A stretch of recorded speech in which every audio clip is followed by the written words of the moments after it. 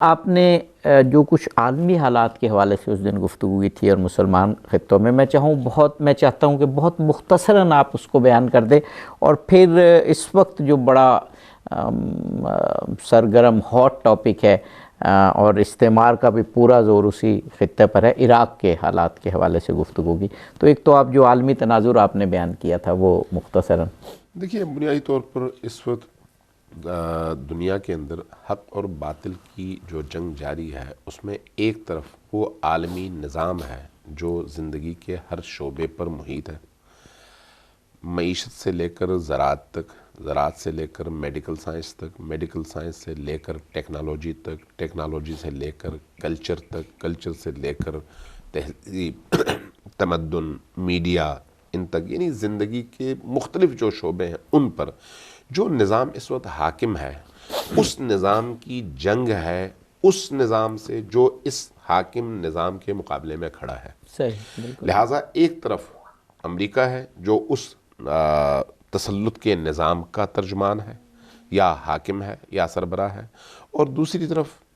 اسلامی جمہوریہ ایران ہے جو اکیلا کھڑا ہے اس بڑے نظام کے مقابلے میں اور اپنی شناخت کے ساتھ کھڑا ہے۔ یہ جنگ ہے ان دو قوتوں کی۔ تو ایک طرف اس لیے مظلوم ہے وہ لوگ ہیں جنہوں نے اپنا خون دیا ہے،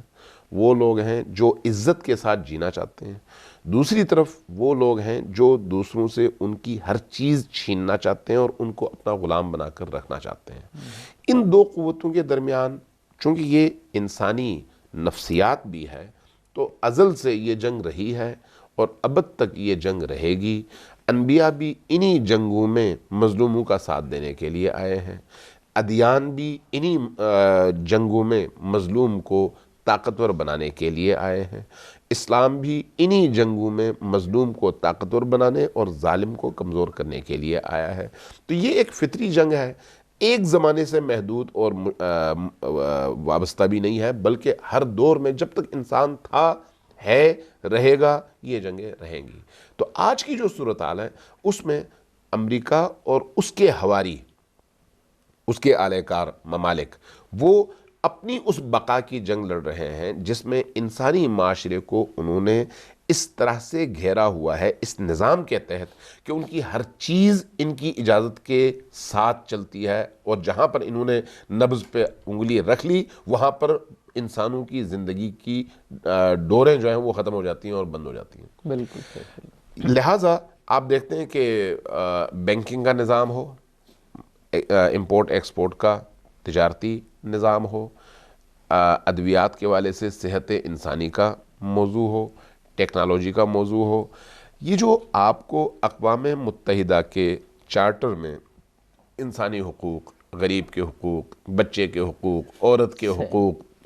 جن سے مخالف کے حقوق، درمیانی مخلوق، یہ سارے جو نعرے ہیں نا، یہ تمام کے تمام نعرے اسی لیے بنائے جاتے ہیں کہ اس ظالمانہ نظام کی حفاظت کے لیے ان میں سے ہر ایک کی کہیں نہ کہیں ضرورت پڑتی ہے۔